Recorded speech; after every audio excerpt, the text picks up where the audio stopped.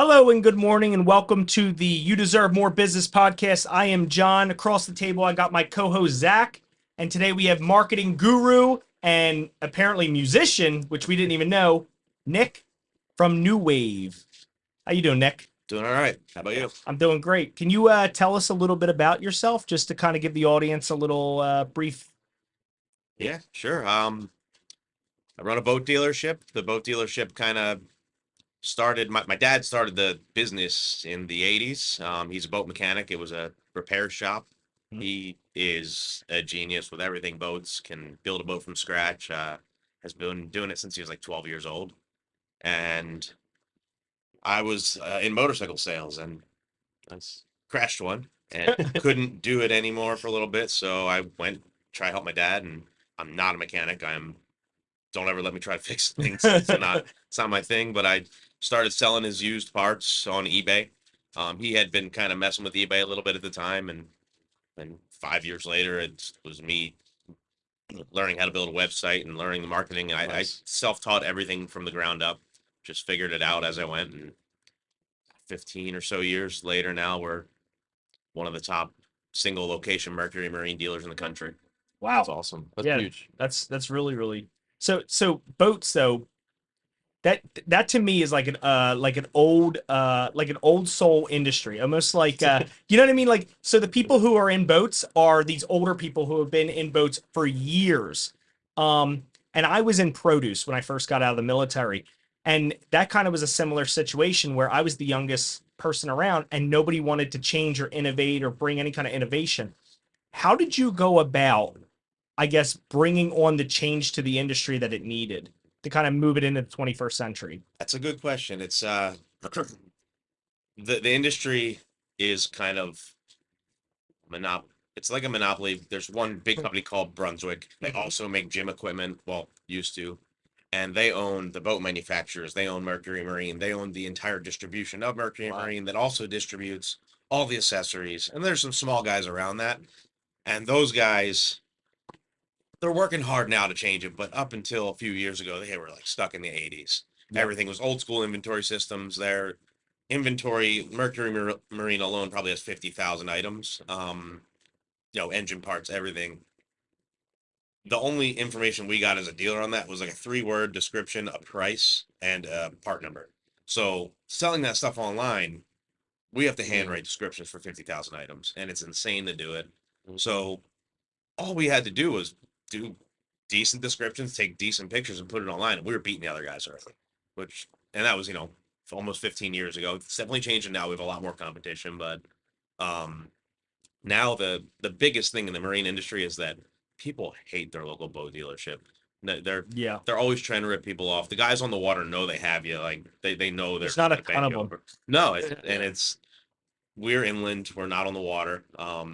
And we don't have the overhead that those guys have, so we can take a smaller margin and we can be nice to people, and that's literally all it takes. It's crazy, and will people will drive to us from 4 or 5 hours away, even for our service department, to have us work on their boat because they just hate everybody in their area. It's crazy. Yeah. Wow. Yeah, I can imagine that. I imagine that there's a lot of systems that you would have to build in there for 50,000 parts. Um, like if a product comes in, what kind of systems do you kind of, and I'm like taking up all the questions, but No, this is yeah, good yeah. stuff. I like these What kind of questions. systems do you have if, say, a part comes in brand new right off the shelf? What kind of systems would you build? Because I think systems are so important right now, for building scalable businesses. I am nonstop building businesses, and there's been many times where I didn't build the right system and it crashes and burns. Something like boats, to see, I mean, 50,000 parts, there has to be some kind of system in place. Can you take us through kind of what that looks like?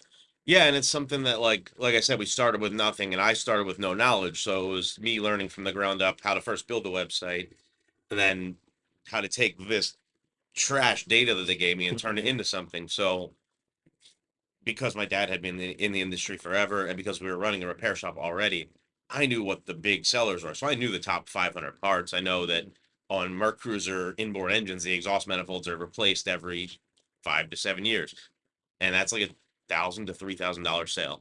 So we started off with those products on eBay, really with the used stuff that we were selling a lot of. But Yep. then we were like, okay, we're out of used stuff. We sold it all. We started selling complete engine packages on eBay, Mm-hmm. which were big money back 2008. It was a $10,000 sale, Wow. and nobody else was really doing it, and we weren't really supposed to do it because Mercury Marine wanted you to go to your local dealer to buy it, but they were like, it was very gray area.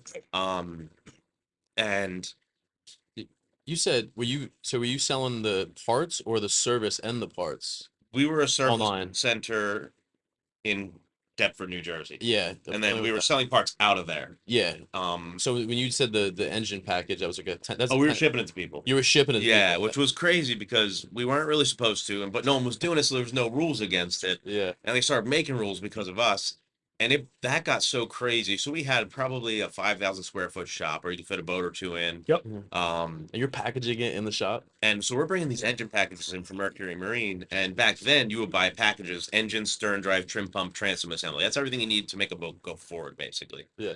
And we would take the engine package and split it up into separate things and sell them all separate. And those you would make an extra like 30% margin on it. Wow. They figured that out and pulled the plug. And then the US dollar must have been weak and the Australian dollar must have been strong at the time. I don't even know. But we were shipping like 10 engines a month to Australia, 10 engines a To month to Canada. Australia? And Wow. Australians loved us. Then the My rule, God. then, oh, you're not allowed to ship to Australia anymore. They pulled the plug on that. It's a 24-hour flight direct. Yeah, it got to the point where the Australian dealers were like banding together against us and making rules and calling us into Mercury. It's just placing. So we started off like just like in the rough, like finding ways to sell things online. Then I'm like, okay, we'll just list more parts, list more parts. We had niche websites. Like the first website I built was mercruiserexhaust.com, just selling those exhaust parts. It killed it. Then I did fixmymercruiser.com, all Mercruiser parts, killed it, kept growing. And then I expanded all that. I was like, let's just make it one thing and sell everything for boats. And that's when it became newwavemarine.com. Wow. And it was just me and a few friends of mine really that came in and like, look, your job is to like take a picture, write a description, put it on the website. Just do that all day. Yeah. And we still do that because it's 50,000 things. 15 or so years later, we're still doing that. Yep. Never ending. A lot more complicated, a lot more competition. And the big guys, like boats.net's our biggest competitor. Those guys have data from the good old days that we can't get access to. That helps them sell parts that Mercury kind of has that data locked up now. Yep. And it's like serial number information and stuff.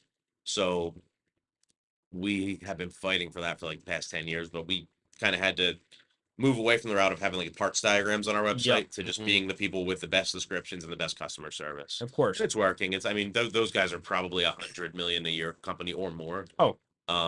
Both sides. Yeah, boats.net. They're huge. They also own Partzilla, I believe. There's a few. It's one of those big e-commerce companies that owns a bunch of different niche Stores, websites. Yep. Yeah. Yeah. But yeah, I tried to push into that space, but I can't get my hands on the data, so we decided to just become more of a boat dealer, and then it turned into selling boats, and it kind of snowballed into we're trying to buy a marina now, and You're actually selling boats now? we do. Yeah, so we found out it's about 5 years ago when you become a boat dealer for Mercury Marine, you get an additional discount on the parts, basically. Oh. And not a boat dealer, an engine dealer for outboard motors. Yep. We couldn't become an outboard motor dealer because there's already one in our area, but the loophole is that if you become a boat dealer, you're selling the motors. Yep. So we did that. Mercury they love us. They know that we treat people awesome, that we're literally the only place around here that people like to go to. Yep. So they wanted us to succeed. It was easy. It was just finding a way to do it. And 5 years ago, I went to a boat show in New York and wrote down contact for every single manufacturer there and just made phone calls until one would let us sell their boats and Got on the tune. Yes. So Start calling people up. boats is kind of a luxury item too. So I mean, you guys survived a couple. Pandemic and all the. Well, I guess pandemic people were spending stupid money, but yeah. but the like you said 2008, right? What happened right then was the crash, right? It must have been crazy to try and sell a boat Were where you nobody growing? had money. Yeah, were you growing during that? So we weren't selling boats in 2008. That was when we were Selling doing parts. service. Yeah. The reason that those gray areas existed was because these big companies were trying to survive.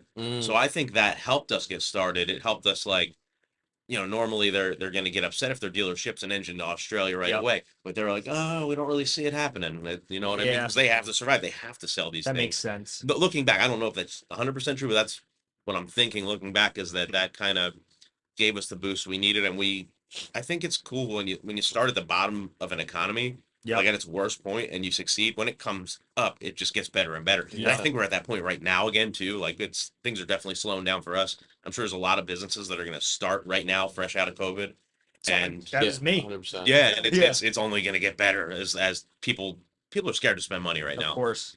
Normal people that aren't millionaires and billionaires. It's so as that changes, we're gonna ride it all up, I think, again. Yeah, my current business started April of 2022 officially. So, I mean, it was not good Yeah. during that time. Yeah. So, You mentioned earlier the data that you couldn't get your hands on the data. What kind of data are you referencing, if you can touch on that? But because I always say too, like data is currency nowadays. You know what I mean? Data is what everyone wants and needs. So what does that mean to you when you're talking about data on the boat parts and the e-commerce side? So engines and outdrives and outboard motors are all serialized. Mm-hmm. The data that I really need is that serialization compared to what parts work for each engine. It's Mm. just massive database. So you have to do that on your own, kind of like. We're not even bothering. So back, Gotcha. I have a little workaround. Back before I started, that data was they would give it to their dealers, Mm-hmm. and you could create your own system out of it. Boats Not Net did it, and like there's a small one called Marine Engine. They did it, Mm-hmm. and once you have that data, you have it. They're not updating it anymore, so that is a problem for them. But there's workarounds. Mm-hmm. In probably around the time we started, maybe a little later, Mercury Marine decided to lock that data into their own software. So now when you want to look up Mm. parts, you use their software, and they don't want to give it out to anybody. No, they don't want anybody else building that parts lookup anymore. Yep. So I can't build a front end uh, parts lookup diagram for my customers. I have to use theirs. I can host theirs on my website, Mm. and theirs is kind of yep. antiquated looking. It doesn't really work the way you want it to work. So Because there's only one game in town. yeah, and it's but they don't. So they don't make any profit off it. I don't understand why they don't want to give it to me. I don't know if it's Point of control, maybe. yeah, I don't know. It really doesn't make sense because I would do a better job than anybody else with that data, and I would literally give it back to them, and be like, "Here, you can use it." Yeah. But um, Maybe they'll see this and they'll reconsider. I've said it to them so many times. It's yeah. But yeah, that's it. And then so I can host their thing on my website. So what I did, I had a developer build a database off of their database that Gotcha. changes the way it looks. So I put it. It's kind of like, and I'm not a developer. Don't get me wrong here. Mhm. It changes the way it looks on our website, so it looks a little bit better. So it kind of Yep. at least matches our modernized website. So Yeah. it's there. You can't add to cart from it because it's not real. It's an iframe. Yep. But it's Gotcha. there. People can look their parts up, copy the part number, put it in our search bar, and find the part. Yeah. So it works. It's just not like Boats.net is like super easy, works amazing, and Yeah. yeah. Fix up the front end, make it match. Because I always say branding is so important online.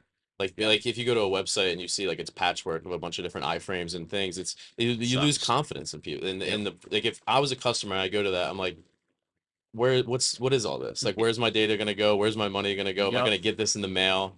And that's gotta be that had to be a kind of a hard thing. You're selling expensive parts online and they're trusting that Heavy. they put their payment info, they spend all this money and it's gonna get shipped to them.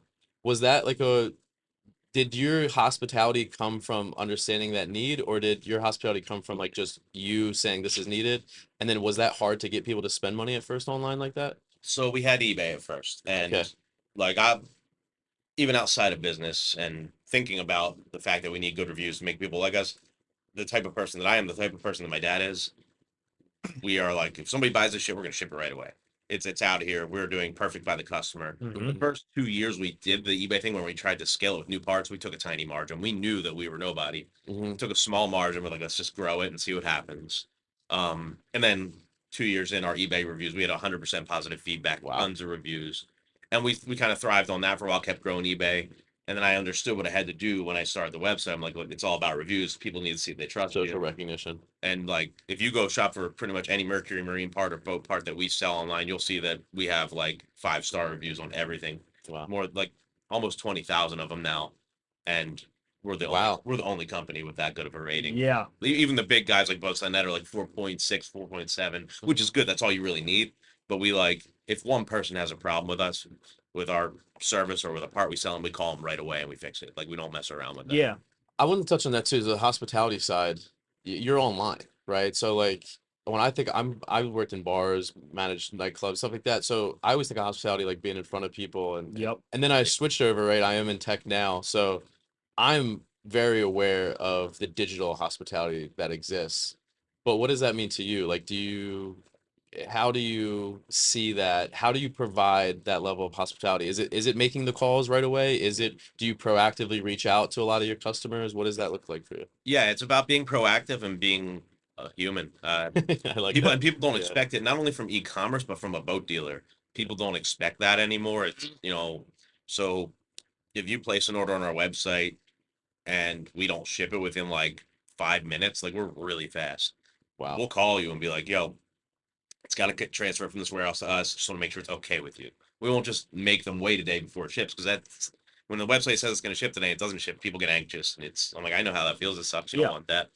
Um, That's a any lot of reason. transparency. Yeah, it's Yeah. and I'll literally tell people the whole way the whole business works. I'll tell you how much margin we make on the product and why we can't discount it. I'm so honest with people. Sometimes people get upset about it. I'm like, look, I'm being honest. If you're upset about it, it's okay. But I love that. 99% of the time, people are like, whoa, I didn't expect that. It's not none of those big companies are gonna like just tell me why I can't return an item after 30 days. Like I'll literally explain it to you because I can't return it back to the manufacturer and I can't have a $500 item sitting on a shelf that I don't have shelf space for. Yeah. So we made that policy because we don't have a way to take it back. So and people usually like, oh, I get it, okay, and I'll be like, look, resell it, look online. I'll say the next person selling these things used is $400. Listen for $390 and you'll sell it in 5 days. And they're like, Yeah. "Oh, thank you, dude. That's it." Yeah. Wow.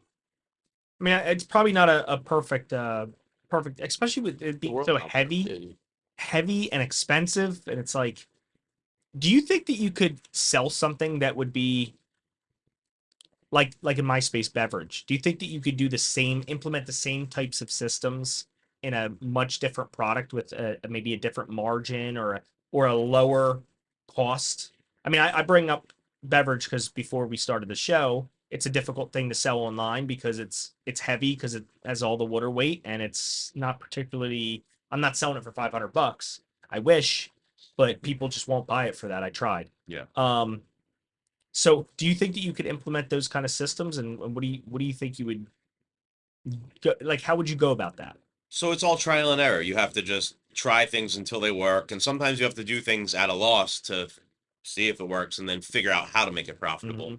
Doesn't work for everything, but you just have to try until it does or doesn't, and then make a decision to, kind of give up on it. With beverages, I mean, I think people are doing it. I Yeah. don't. It's not a market that I have ever messed around in, but I'm sure there's a way to do it. Probably, I find that a lot of like small sales, like a drink is going to be $5. You can't just sell one. You have to sell a 12 pack. Yep. yeah. So yeah, you to make it profitable and then to make it worth shipping it.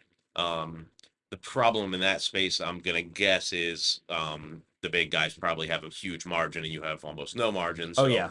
you can't compete unless you lose money for the first few years doing it, and you're gonna need millions of dollars to do that. So Yeah, I actually directly have been competing with Snapple, a Snapple rep specifically. And I could bring it up. I looked it up. I can. Um but yeah, so I've been specifically dealing with the Snapple rep and it's difficult. They have incredible margins and I'm online skating by.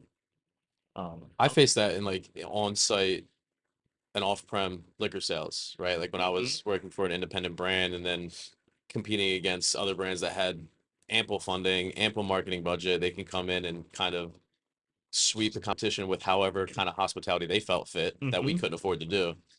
But that wasn't online too. I think online is really a lot more. I mean, what are they saying about online e-commerce sales? It's growing year after year Yep. exponentially faster than almost anything else. Yep. So it's not slowing down, right?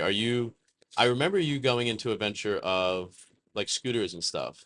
Are there other places that you're trying to apply your e-commerce knowledge currently, or any people that you're working with to kind of grow their e-commerce side? not really. The problem with the e-commerce stuff, and I do like the consulting for a few other small businesses, that they're more local service-based businesses. Okay. the e-commerce thing takes a lot more of my time, and I just don't have it. I wish I did. Like I would Yeah. love to help people scale.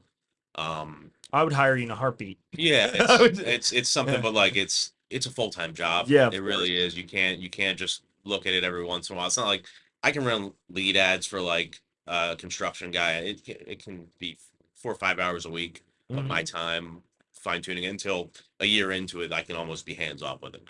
With e-commerce, you are constantly in there figuring out why is this broken, what is so even like New Wave, so um I am to the point now where I can't keep up with that myself, so I'm subbing tasks out to agencies. Mm. Yep. Never really wanted to do it, but I can't find local talent to help me to hire. So I consult for a company called the Agency Guide. I know all the agencies. I know who's the best at stuff.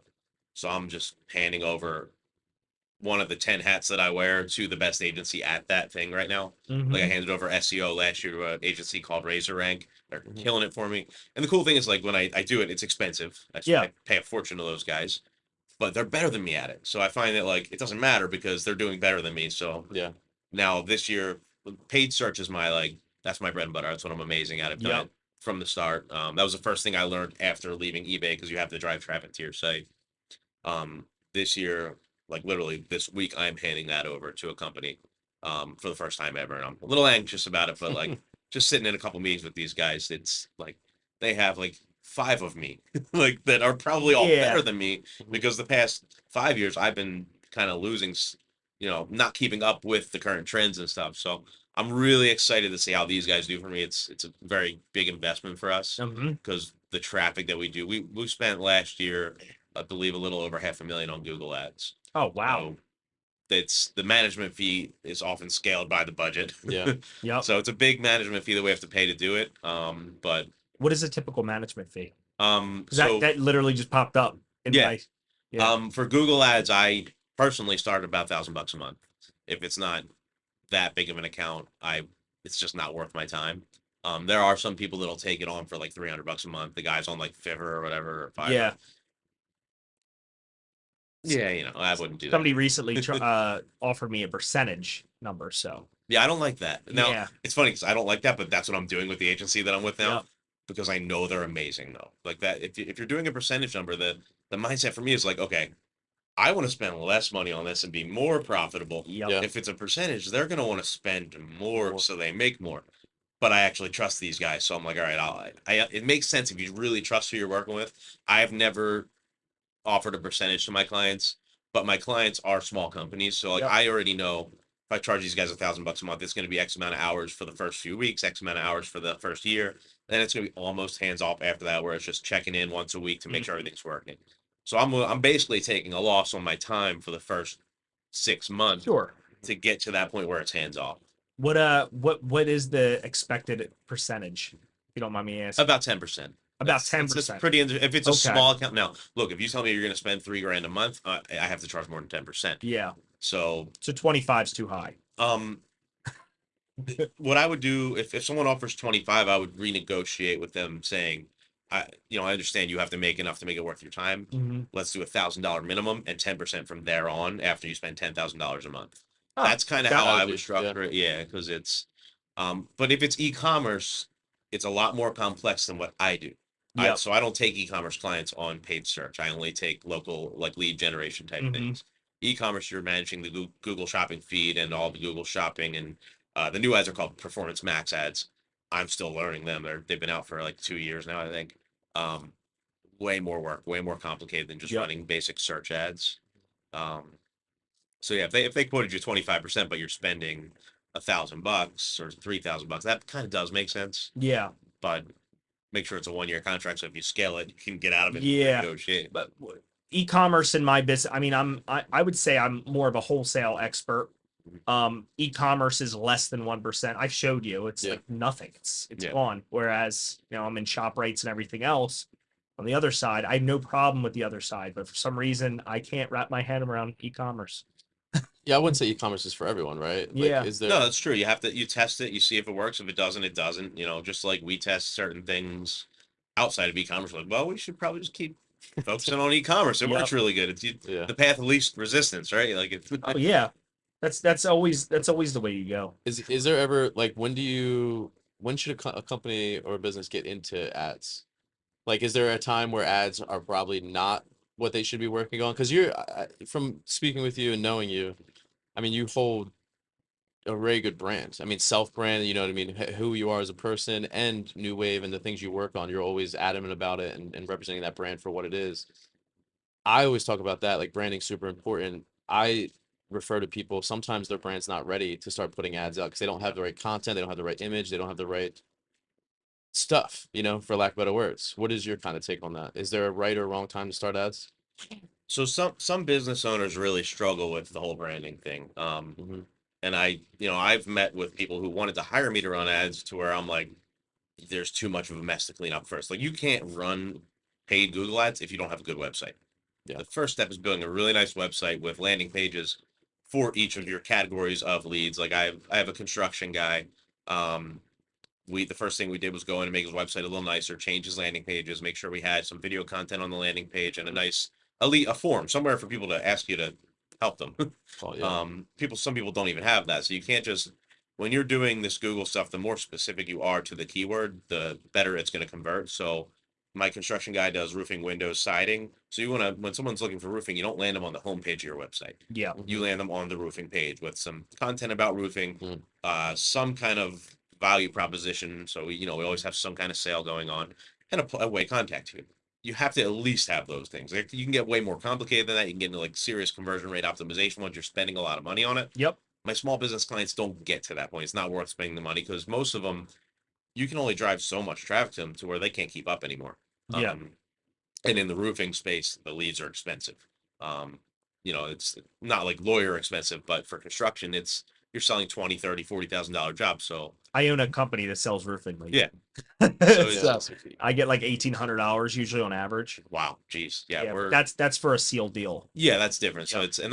that's something that can be hard to explain to business owners. Like, so Facebook ads, which I've been learning more about recently. I've never really been hardcore on them. You can get like a roofing lead on Facebook for $10. Oh yeah. You can get a roofing lead on Google for like $50 to $75. Yep.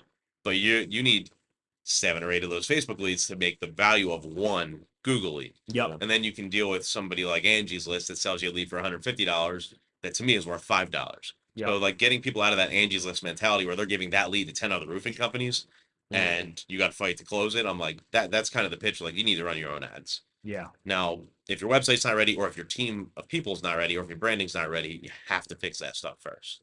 And I think that's kind of how I started working with the agency guide. Because I can build a WordPress website. I just don't have time for it. I'm really good at WordPress. Yeah. So my cousin runs the company, the agency guide. It's an SEO consulting firm, or really digital marketing in general Mhm. consulting firm. They kind of match make businesses, small, medium, and some bigger businesses too, with the perfect agency for them.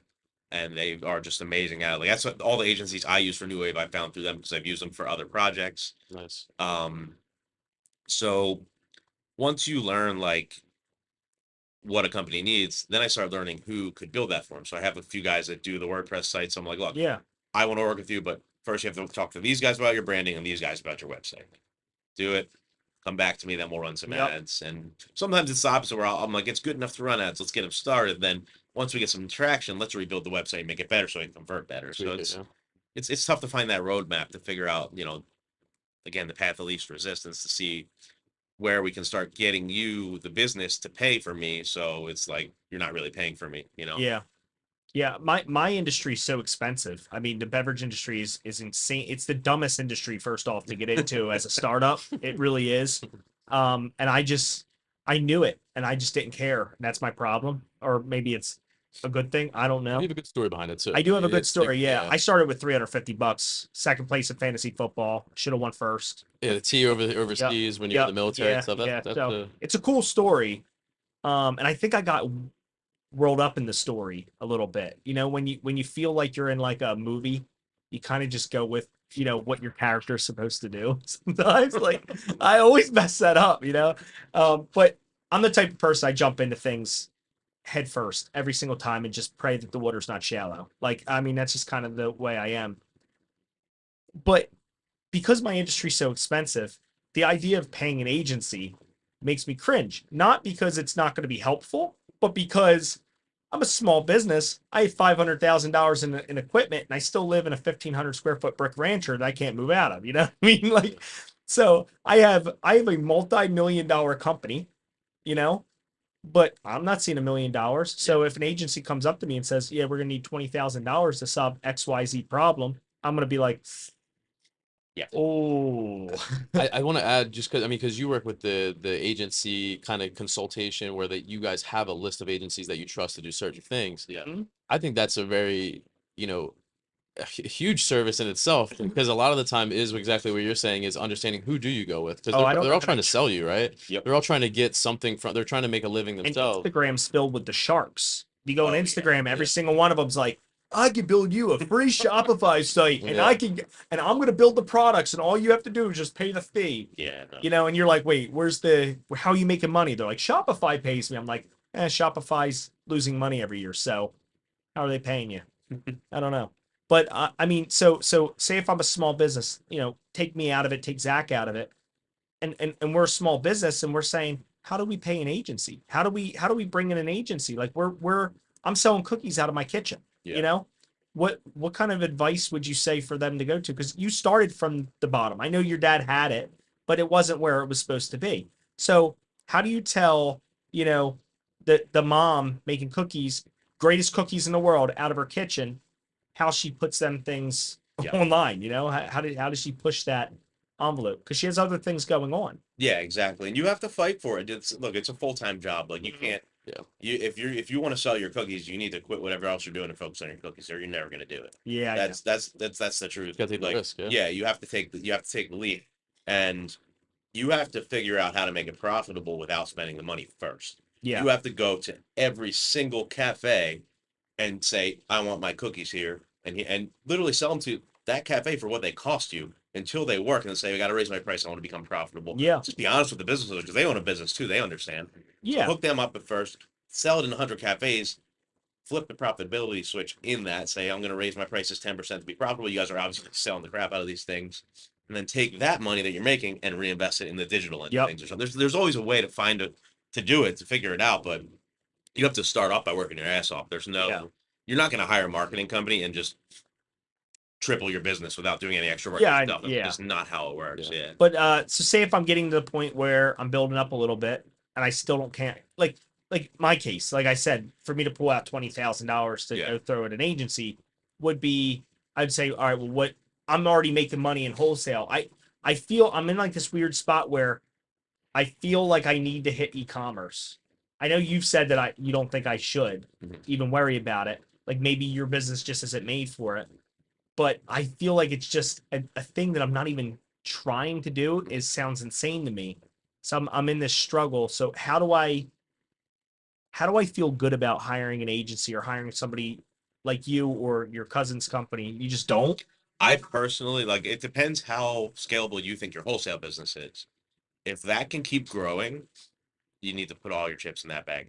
You need to focus on that. Look, and when that gets to the point where you can say, "Here's 20 grand, I don't really care what happens, let's Yeah. try it." That's when you go for it. But Okay. focus in on what's working first. It's like I keep saying, the low hanging fruit, dude. Until that low hanging fruit's gone, don't jump for the higher fruit.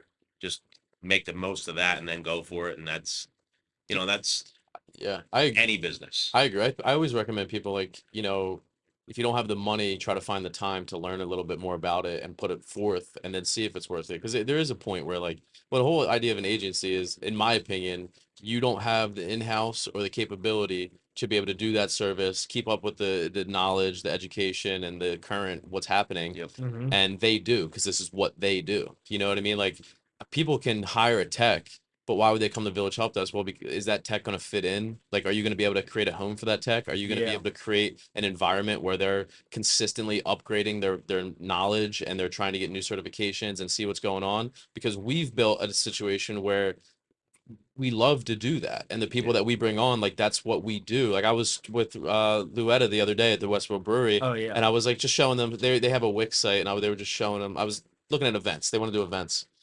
and I wasn't charging them anything. I just was going down saying, "Hey, this is how you do it. This is the plugins you use." We weren't building anything, and she just stopped and looked at me. And she goes, "You like doing this, don't you?" I said, "I absolutely love doing this. So this is what we do." Yep. Yeah. So I think that's a thing too. Like I don't know if you would agree, but sometimes, you know, if you start learning about it, you'll get to a point where you're like, no, this is not for me. Yeah. And okay, I need to get to a point where what is for me can fund what is not for me. Yeah. Yeah. Yep. That's how I look at it. Okay. So Because you learned a Tommy- lot too. Like you said, you grew up learning it. Yeah. Right? Like Yeah. you made yourself grow up saying, okay, I'm gonna learn this. This is what I think is needed. I'm gonna invest my time and chips and figuring out how to do this and then figure out what works and keep going with it. Yeah, I think my problem is that I like all of it. So I want to learn everything, and I get overwhelmed. And like I feel like I'm having a conversation with a different friend once a week where I'm like, I'm going to start this business. It's like this crazy idea that happened. I know it'll work. Yeah. I just need the time for it. And then like I'm like, look back, I'm like, man, I can't do it. I don't have the time. It sucks. Yeah. It's nonstop wanting to learn everything, and that's where something like an agency or somebody that's better than you at something comes Mhm. into where like if you can grow the thing you're really good at, you can just start hiring people to do the other stuff to make it work. And that's kind of what we did with e-commerce. We just really focused in on it, yeah. and it's our number one thing. And now we're selling boats, and like I hired That's a boat awesome. salesman, and he's awesome. Online boat salesman? No online boats. No, Okay, we're, okay. boats are territory based. So I do market on Facebook for boats a little Okay. bit, but it's more, we keep it kind of simple. Especially since COVID, like we can only get so many boats. So Mhm. it's finally going back to normal. Like we're doing our first boat show, Oh, end of this nice. month. Oh, that's Nice. great. Yeah, Where at? Atlantic City. It's the big one. Oh, We've that done is the big small one. boat shows in the past few years. Uh-huh. This is the first big one. It's a huge investment. I think the total cost for us to go there is like $60,000. So I want to talk about that. So that's a huge investment. Why are you doing it? What is that worth it for you? Like, what do you see as the outcome from doing a boat show? You laugh. What do you I'm sensing you don't think so. anticipate? No, it's I'm excited. I love it. Okay. Yeah. I love, so look, I do the e-commerce stuff all day. My main job is to figure out how to make more stuff sell on the website and Okay. figure out not only make it sell, but how to figure out how to make it efficient to ship it and to make it all happen. Our shipping stuff is so complicated. I'll touch on that later. Mhm. And I stare at my computer in spreadsheets all day. And then somebody walks in the door and they want to buy a boat. And I get to go out and just hang out with somebody for a little bit and talk about boats. Yeah. It's awesome. So the boat show is like, now that we're selling boats and we're doing very well with boats, like we're it's almost as profitable as e-commerce. Wow. It's not scaling like it because we're local only, so Yeah. you can't really do it like that, but it's so much fun. And I love, I'm a sales guy. Like I sold motorcycles. I had my real estate license for a very short period of time.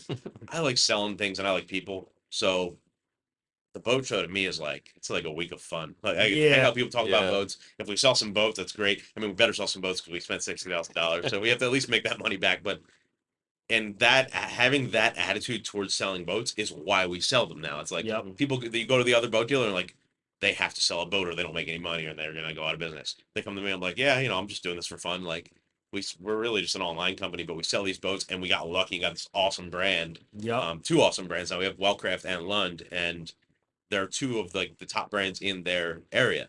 So the boats kind of sell themselves, and I get to just kind of show people why you should buy it, and it's so easy. Yeah. And That's you- awesome. And if you love it, you don't really work. Yep. I love talking about things that I know. Yep. That's why I like the cafe. Yeah. I like the cafe way Yeah. more than I like the production. So Yeah. So yeah, I mean that's huge exposure too. You're in front of all these people. You Yeah. have your sales rep out there. You have making face, shaking hands. Yep. Yeah, that's good stuff. The smaller boat shows, were they beneficial? Did they weren't that big of a investment, were they? No, it's always good. We always came out profitable on them. Mm-hmm. We just did one in Wildwood a few months ago. It's really small. It's more of a fishing show than a boat show. Yeah. We have a few people there with boats. We sell one boat at the show and it pays for itself, and it's Gotcha. we also had a service department rep there, and we sold a repower, which putting a new outboard on a boat is just as good as selling a boat, really. yeah. And people see our brand. So we're one of the things we did now. We are separating the branding from our dealership and the website. NuWave Marine's been the company forever. Hmm. That's going to become the dealership brand, and the website can be rebranded to powerboatsupply.com by NuWave Marine.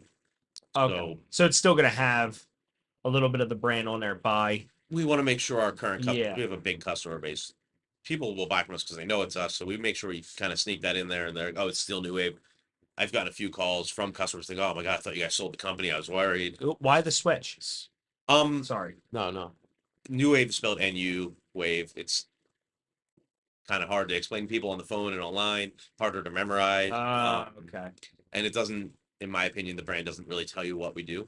And online, that's really important to me. So we wanted to simplify, come up with a really nice logo that people will want to wear on a shirt. Yep. Come up with something that's easy to memorize. Powerboatsupply.com is the Huge. domain. It's super easy to Very memorize, simple, super easy yeah. to spell. I spent like 2 years trying to find the perfect domain, and everything's taken. It's really hard. So I came across that. I'm like, oh, God, I got to do it. It was available. Yeah, it was available. You didn't have to buy it. Got it Or... for like $1. That's Oh massive. my god. That's huge. I feel like that is inherent value. Yeah, right and there. it was like I could have spent a couple $1,000 and bought something. I'm like, I I'll just keep sold a trying. domain for $3,600. Nice. Yeah. Domains, I mean, you said it yourself. I mean, being on the e-commerce online world, that's really important. Being able to be, identifiable and easy Yeah. to type in and find. And SEO, it has points in SEO as well, right? That's also important in SEO. Yeah. Yeah, yeah. So you said people were calling you about, like, make sure you weren't going anywhere. You have huge loyalty. That's awesome. Oh, That's something I feel like I strive for. Like, I want people to trust us, and okay, you don't go anywhere. We need you. Dream. So is that like everyday boaters, or is that like, do you have like power boaters, fishers? Do you have people that like are doing this as a living that are relying on you guys to like provide their parts? Yeah. Yeah. We have a lot of people. We have a lot of I think our return customer rate's somewhere in the mid-30s right now. Wow. Percentage, which is in e-commerce really good for something that's not. Yeah. It's not a consumable item, really. I mean, some things are, but it's and our customer base is very broad. It's we go from like backyard mechanics to new boat owners to people if they're thinking about buying a boat, and the boat they're thinking about buying has this issue and they need to fix it before they buy it, and we walk them through what it takes to fix it and how to do it right. Like it's and then we have literally other dealers that buy from us because sometimes we have stock that Mercury Marine doesn't. Yep. It's almost everybody with a boat, especially powered by a Mercury motor. So it's pinpointing each of those customers is tough, and we're one of the ideas we have for the near future is to separate the wholesale end of things from the retail and Yep. do more of a B2B website. Okay. Very hard to do because like politically and stuff, they're not really like there's a lot of MAP pricing, Yep. which we'd have to be a distributor to get to bypass that, and there's already distributors in our area. Same thing, same challenges we dealt with to become an outboard dealer, like I told you before. Yep. It's actually harder to become a wholesaler, but gonna push forward a little bit. Something that I really admire about NuWave and your e-commerce side is that, I mean, you have 70,000 SKUs. It's hard to make 100 SKUs look good online. Yeah. It's not easy. I'm having an It's initiative. it's very hard to make We just talked about that. a catalog of items look good. And you do it very well, but something that really stuck out with me was like the information that comes up when you go to an item. You know what I mean? Like put in your address, where is it going to go? How fast is it going to get there? So I mean, and you also have large parts. Like, how can you ship an engine and be confident that it's going to get there X amount of time? So what is that? You mentioned it earlier, the shipping part of it on the e-commerce side for boat parts. What does that look like? How do you handle that, manage that? It sounds scary. Yeah, it's tough, and we have software that helps us with it. So we have our warehouse. Mm-hmm. Then we have one of our biggest suppliers that has 12 warehouses. They drop ship for us. Then I have 4, 5, or 6 small suppliers. Then I have a few manufacturers. So all in, it's almost 20 places that we ship from around the country. So when you go on our website around here, you're seeing a 2-day shipping time because you're near our headquarters. Right now online, we base all of our ship times from our headquarters to our customer, from New Jersey to you. And we beat it almost every time. Nice. So because if someone's in California, I have 2 warehouses in California I can ship from. And if that part's there, I save money on shipping by shipping it from there to them too. So the challenge for me for the past few years that I haven't had enough time to solve is how can I build something that quotes people exact shipping times, knowing what's available in what warehouse. And it gets complicated because they might buy 3 things that are in different warehouses. And so that's been something I'm working on, because when you run a Google product listing ad, you see the ship time in it. So someone in California that's buying from me, they're seeing a 5-day ship time. If I can get that to say 2 days, because I know that product's available in 2 days for them, my conversion rate skyrockets. So that's one of the tough things we're dealing with right now.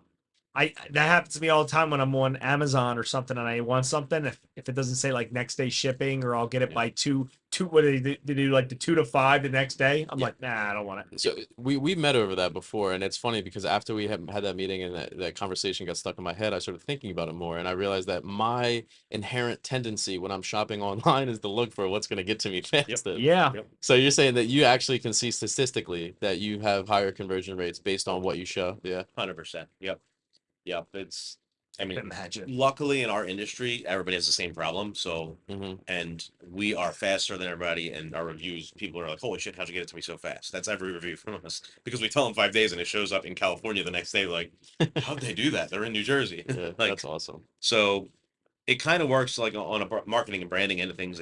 Impressing people like that kind of is cool, but I think the conversion rate factor, being able to solve that problem, is going to be more valuable to us. And it's definitely something in the near future I'm going to dive back into.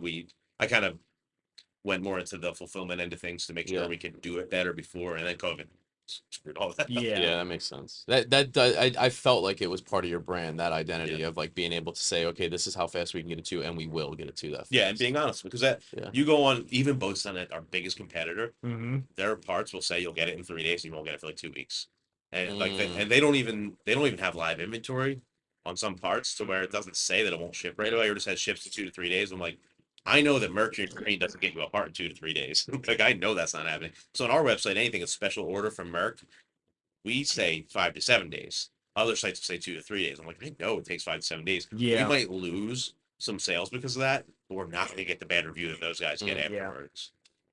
Transparency, man. Do you integrate shipping into your price, or do you add on ship? You integrate it into the price? Yeah, we do free shipping over $99, even for like motors that are Yep. 800 pounds. Wow. I have basically an algorithm for price. I call it landed pricing. It is a set dollar amount markup based on the weight of the item. And then on top of that markup, we have our matrix of markup for price markup based on the price of the item, including the shipping cost. And you came up with that? Yeah. Yeah. It's, You selling it or? I mean, it's going to be different. It's crazy how many people care about free shipping. And Yeah. it's something that I wish I could educate people on while they're shopping, because I wouldn't do free shipping on my website. If I would get rid of all that, keep it simple, markup, and you'd pay for shipping. Because what happens is people buy 10 items from you. Now they're paying extra for all 10 of those items because I have shipping costs in them. Mm. Yeah. And so that's why I try to, like, I was going to do free shipping off the bat, no minimum, but you have to mark up those $3 items so much extra. And if people buy 100 of them, they're really just getting ripped off.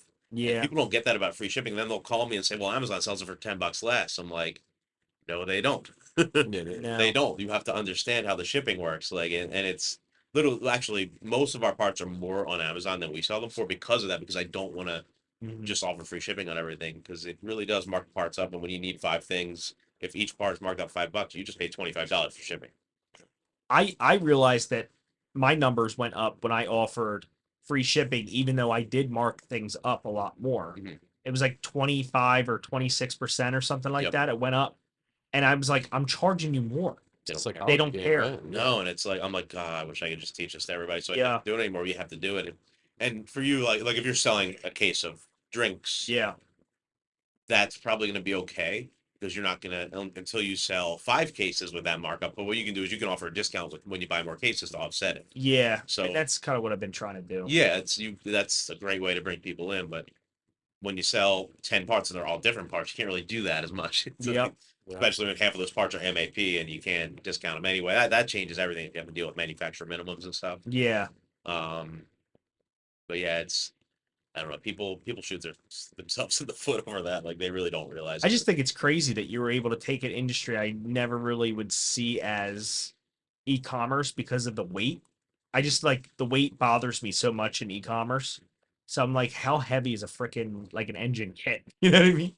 So How heavy is an engine kit? So one of our So what is biggest how much does that selling cost the bag? I know. one of our biggest selling items from the beginning of our time till now is the exhaust manifold kits. Mhm. It's 2 exhaust manifolds and 2 riser elbows and some gaskets. It's about 150 pounds total. Ships in like 5 separate boxes. Shipping to us, like from us to California, probably costs $150, $200, and we put in the price. Sounds cheaper.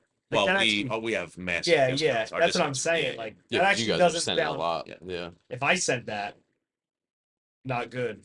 Yeah, did you had to form relationships with because they do pickups, I'm assuming, right? They come by, pick up. Did you have to form relationships with them to get kind of those prices Yeah, it took a lot of time. manageable? We actually, in the last year, negotiated our rates down a lot. What we did was, so we have all these other companies that ship for us. They were all using their shipping accounts, and we were just using ours. So we were doing probably spending $50,000 to $100,000 in shipping costs out of our actual warehouse that we own, and everything else was going out of somebody else's warehouse on their account. So I made a deal with all those guys, and now we ship on one account through every warehouse, and they gave us just this massive discount just because of that. Um, and we've switched 100% to UPS away from FedEx because if you ship with one company or ship with more with them, they'll get a Yup. better discount. Yeah. And then being creative with packaging and stuff's important. My shipping manager is really good at it. He knows how to ship everything the right way, how to package it to make it safe but not extra weight. That's huge, right? Because you don't want to Yeah. send something and have it broken. Could you imagine sending a box of drinks and they come No. empty? Yeah, Or an those- engine be like, yeah, It- this is all broken off. It only happened once, where I guess every sealed cap on this entire line was slightly loose, so they got a soggy box. I mean, I said they were fine; they didn't care. They were just like, send us more, yeah, ship. and I overnighted them. But I had like a nightmare learning it because I was drop shipping computers and then we started doing like repairs and sending them back out. You know what I mean? So we were Yeah. packaging all the computers, not having them just like drop ship from manufacturers and stuff. Yep. And now we're packaging computers and figuring out how to like make sure they're not breaking, but also not. It was a lot. It was definitely a lot. So I couldn't even imagine figuring out engines and all that stuff. So props to you, man. That's something that I feel like Crazy. not a lot of people think about when they get into the e-commerce. Like, oh, it's cool. We have a website. We can sell stuff. We can take money, but it's a store. Just the door is different. The store is on the internet. You know what I mean? Yep. It's on a web browser, and everything still has to Yeah. operate the same behind the scenes. So I like the stuff that you were talking about and topics you were touching because I want people to see this and kind of realize like, okay, if I'm going to jump into e-commerce, it's not just all fun and games. I don't have to just Yeah. put up ads and a web page. yep, Now I have to be able to fulfill these and still earn that level of respect of customer service, all that client success, Yeah. but over the airwaves. And I teach online too. So like I've experienced someone coming from like the education side, real world. I mean, I do online stuff too, obviously, but I use education because that's a huge transition where you go from in-person class to now you have to learn online. It's a huge change of what you have to do. Same idea that I look at if you're selling something in store and now you're going to sell it online. It's a whole nother operation that you have to think about. 100%. Yeah. Yeah, I spoke about that rebrand, and that's Yep. kind of part of why I wanted to do it, because like separating because we have a store at our dealership where we sell a lot of stuff that we sell online, Mhm. and the online prices are different than the store price. They have to be Yeah, to of be course. profitable. So we've for the past 5 years since we opened this store, we've tried to keep the prices the same, but managing that is like crazy because we can fluctuate our online prices every day with manufacturer increases and stuff. In the store, we have to re-sticker the whole store to do it. Like Yep. we do it Uh, we do it once or twice a year. So that's another big reason why I went for that rebrand online, is to kind of separate it, to be like, this is our dealership and boating store. This is run Yeah. by us, but not us. Yeah, now I kind of get the idea, because you're right. Like if somebody's like, "Oh, new wave," I would type in NEW wave. especially when you think about boats too. Yeah. I think Yeah, like, I'm like, "Oh, new yeah. wave, new." that makes sense. Yeah. And we probably still come up. I'm sure we rank for that, but it's just easier to be. Do you Yeah. think about that when you're like looking at keywords and SEO? Like, do you think about what people are going to search rather than so like new wave, but okay, you understand people will type NEW. So will you kind of target that and how you do? Oh yeah, That is a really good question. So one of the big turning points for us, we were in our old location, the shop that my dad ran. We were selling mostly stuff on eBay, and this guy came in, and there was a website. I think it was called sportfisherman.com, or it was a fishing website. It was a huge forum website. The guy was crazy successful, Mhm. and he came in looking for a part that we had. He saw it on eBay, and it's a trim pump. It's a pump that moves the motor up and down. Yep. And he looks at it. He goes, you're missing a keyword online for this part. And they had a rating on it. It's some kind of safety. It's SAJ1234. It's not a part number. I'm like, that's not a real part number. That's just a safety rating. He's like, yeah, but anybody that pulls this off that boat's going to search for that number. I'm like, oh, shit. That dude, that's when I realized, it's not just about the part number, the description. What is, if somebody grabs this part off their boat and looks at it, what are they going to search for? Yeah. And that was when we started doing that, and it literally Change your business. changed. Yeah, it's It's changed. like a It eureka. was a learning point for me on e-commerce. Like, it's not like that simple. You have to really get in people's minds. Psychology of it. Yeah. Yeah. Yeah, I think about that a lot. I always think about that. Did you think about that? Like what? No, Yeah. it was, I just had How like do you search? eureka How do you moment. Google search something? When you Google something, how do you search it? Being an SEO person, if you want to find something on Google, how do you search it? Because there's Yeah. things you can do on Google that it'll take in your like Well, you can put codes in there and it'll pull up, specific, okay, like if you put the easiest one I think of is stars, right? yeah. If you star it, like the two little Yeah. asterisks, it'll search directly for that, right? Yep. Yep. Do you Google search differently knowing SEO? I don't know if I Google search a lot. It's like a lot of times I'll figure out exactly what I want down to the part number for it and search that and find it. Okay. You know, Okay. because I know that Google's not always accurate, so I Okay. try to get my search down to exactly what it is because I don't trust it. Because people will buy stuff from us, and this is not as normal as it used to be. They'll buy a part from us because they searched a part number or a phrase on Google, and it took them to this part, and they buy it without reading our description, and Mm, Google sent them to the wrong place. And I'll say, I'm sorry, but like you have to read what you're buying before you buy it. You can't just trust Yeah. the Google. People will search for like an exhaust manifold for Merc Cruiser It engine pops up. and click the first one that pops up. I'm like, yeah. there's 10 different ones. You can't Yeah, just that- buy one. And then that gives me a chance to educate the person and be like, yeah, this is how you figure it out. You have to use your serial number, Mhm. look it up, type the part number in. I'm like, then you go to Google and see if we have the best price, which we do, and then you buy it from us. We do. Nice. Yeah, I had like a eureka moment when he said that because I think you definitely, if you were to use Google, would use it totally different than I do. So I think he almost has to get in the head of someone who knows nothing, Yeah. because I think when you go to Google, it means that you don't. I think that's know. what we all, yeah. If you're dealing with online things, you have to get in the psychology of what people are going to search for Google your specifically. like when you build SEO around like the small medium businesses when you're working with roofers and service, what kind of things are you targeting? You're not just targeting roofing, right?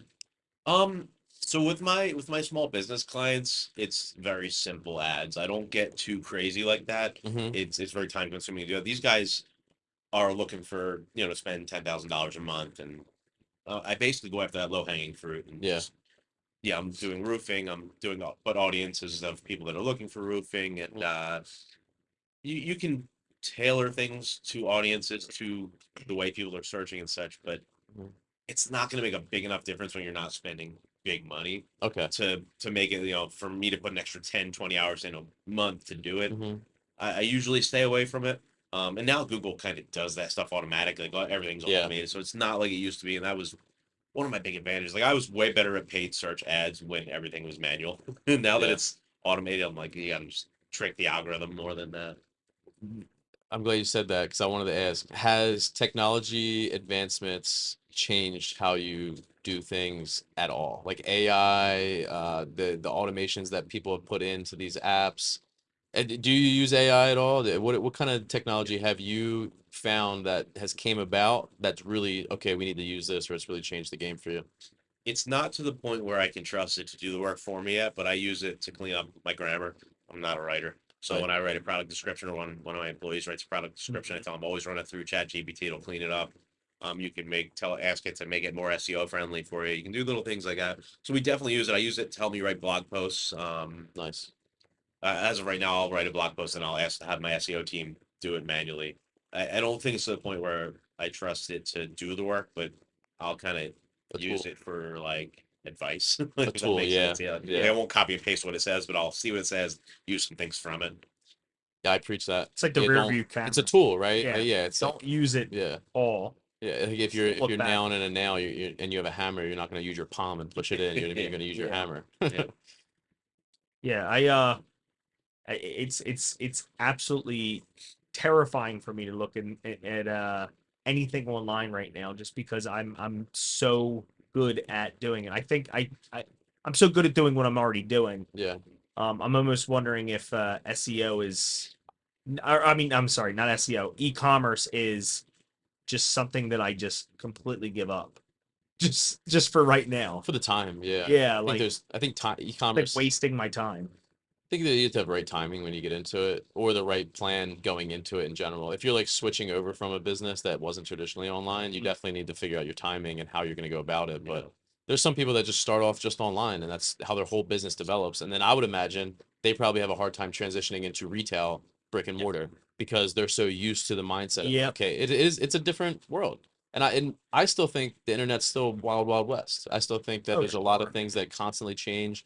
There is, like you were talking about, regulations and things that you were kind of pushing against that weren't really like something that probably were them thinking about it or putting it on paper yet. Yep. That you were just, okay, I can do this, I'm going to do it. Yeah. And then they had to iterate and say, oh, maybe we shouldn't allow them to do that because they're growing so fast or Yep. they're taking so much of the business.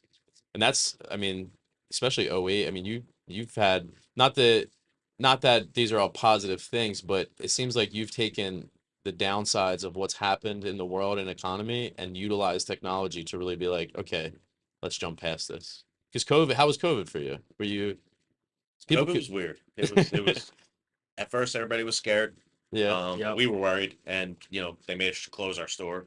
So we focused on online, but then we stopped getting deliveries of parts because they couldn't ship the parts to us, and then everybody at the same time realized that they wanted a boat because they couldn't do anything else.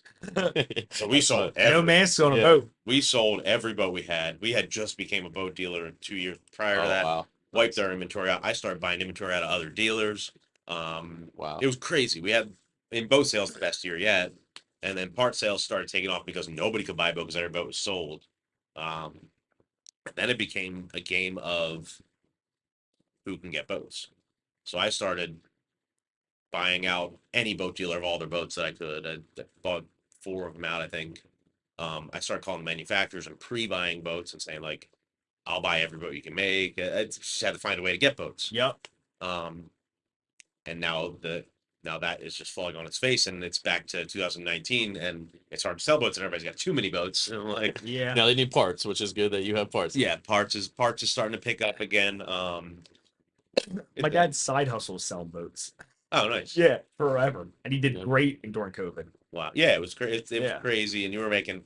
There were some boats that were selling at full retail to where we would normally discount 30%. Mm-hmm. So we knew that we were going to sell less boats in the past 2 years, so we had to make more money on them to keep our sales guys, having a job with us. So we did that. I hated doing that. It was like painful for me because I don't like charging more than I should for something, Mm-hmm.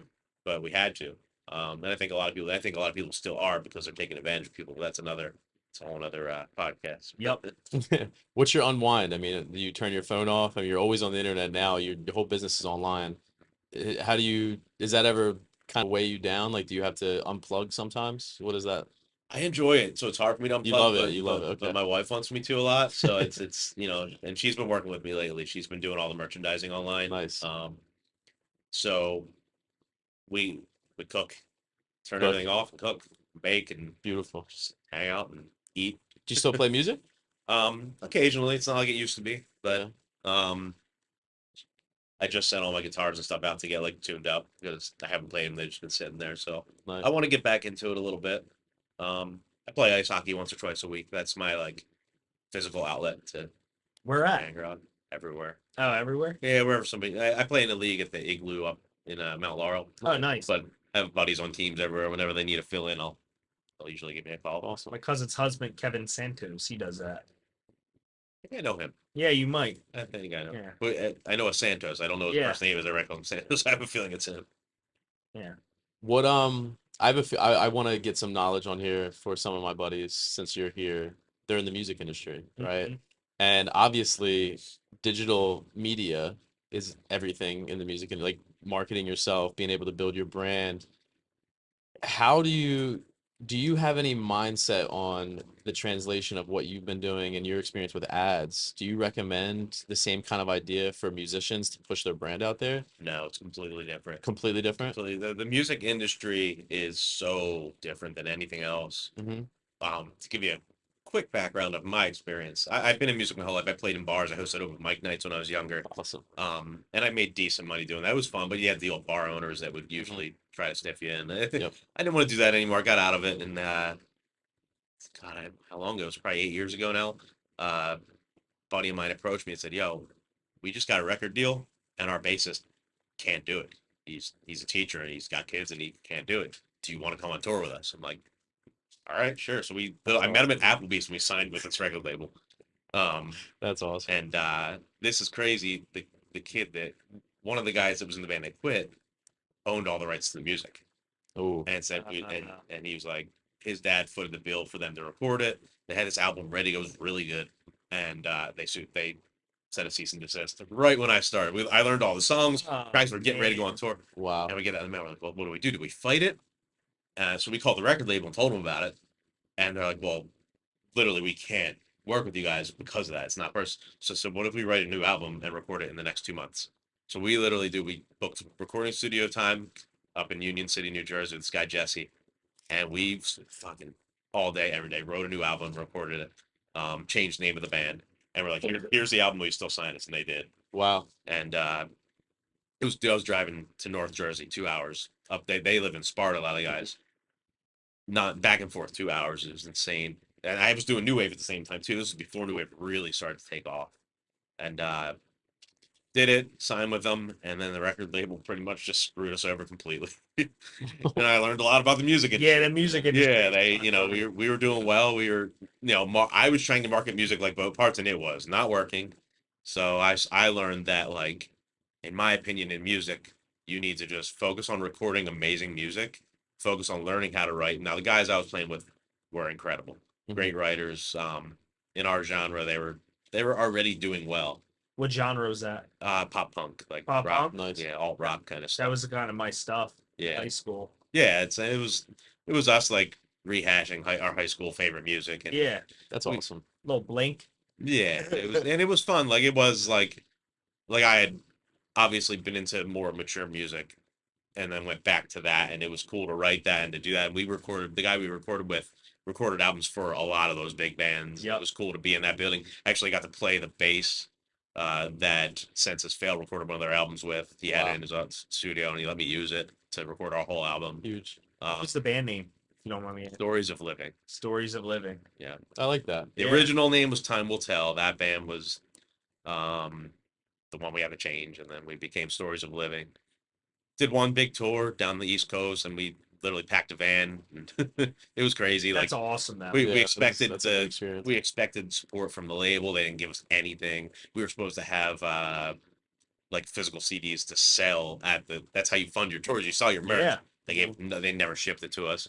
So we had to like come up with creative ways to make money to pay for gas. And Wow. yeah, like got to the point where like halfway through I was like, guys, I'm getting a hotel tonight. I'm just gonna pay for it. Like I can't do this. That's a crazy experience though. Like I that's love awesome. looking back. Yeah. It probably helped you some way now. It did. It taught me that I never want to be in the music industry, and I'm gonna sell a lot of boat parts. No, but it made it so you almost had I call it like Survivor. your survival phase. I call it like in every like entrepreneur business person, any successful one, they have that survival phase. Like for me, it was the military, right? Zach had his probably in the supplement industry, right? Like that was pretty cutthroat.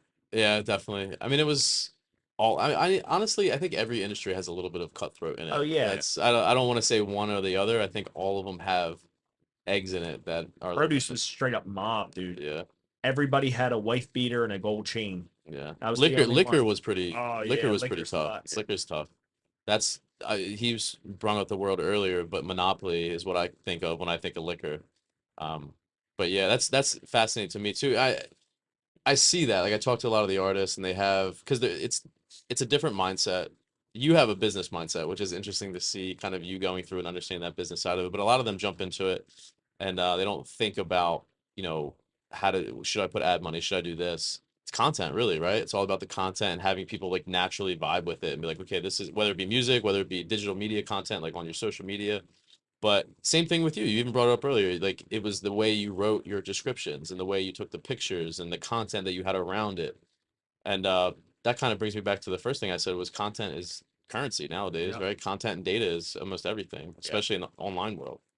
But it was awesome having you come on and drop some knowledge and talk about your brands and want to connect more. Maybe we can do some kind of collated event with you and the marketing group. Yeah. We want to do like launch parties and stuff for some of the shows. So that'd be really cool to get together. And you brought up sushi too, not to be the fat guy in the audience, but you did bring up sushi. I love sushi.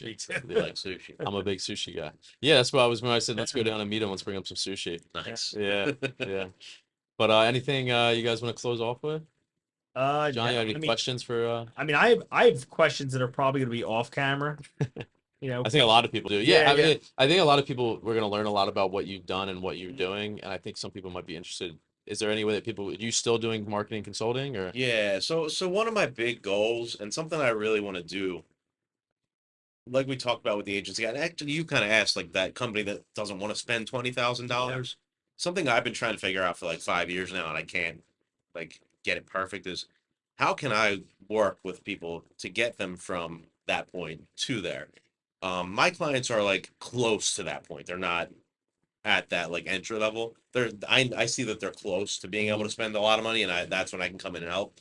But I'm trying to figure out how can I help people that are like really far away from it still affordably. How can I make it so it's not a ton of my time to do it? I mean, write an ebook or a book? Mhm. No, because everybody hates those people. I don't Yep. want to be one of those people. I have a solution. Yeah, I have a very specific solution. Zach and I have been working together on a learning platform. You could just be a part of that, and all the hard part is kind of off, right? Like Yeah, we want to. this is a professor.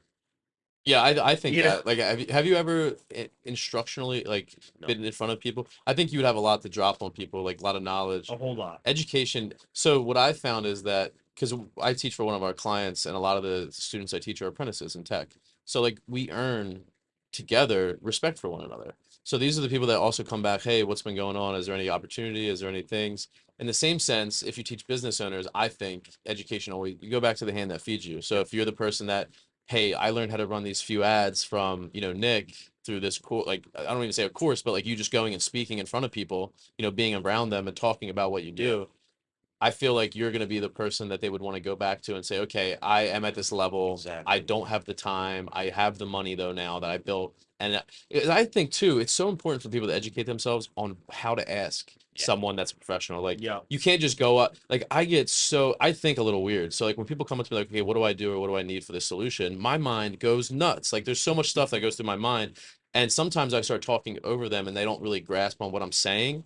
So I really respect what you said earlier, where you're like, okay, I don't think you're at the level where I could really help you, but here's some people that can help you and then come back to me. Yep. You know what I mean? And I think maybe that's a solution that John was mentioning is like having that funnel where the whole time, they're still learning from you, maybe working with other people, and then Yeah. they do come back to you without you even thinking about it. Yep. But it's like curated, So that could be something that we all talk about. Yeah, for sure. I mean, as we keep going with these podcasts and we bring on people who have specific skills in specific areas, a lot of them are like you, a super busy guy, doesn't really have the time to build an entire platform or write an ebook Yeah. or be like the influencer and all that stuff. So that's what we talk about. Like his company, Village Help Desk, takes a village, right? We talked about how important it is to rely on other people to kind of do the other stuff because we're all busy. Yeah. I'm running 3 businesses right now. Zach's running everybody's business, and we're all doing stuff. So we can basically go in, give an hour each, and all of a sudden we have one of us working 80 hours. Yeah, get more content, Yeah. more content around it. You know what I mean? Yeah, definitely. Yeah. But again, thank you again for Nick coming Yeah, on. still money. Appreciate Spreading the some invite. knowledge. Of course. We'll have you again, I'm sure. Cool. Part 2. Yeah. You want to close out? Yeah, so we thank you guys for coming and visiting us at the You Deserve More Business podcast, and I hope you have a great week. Cheers. Cheers. Thanks, Nick.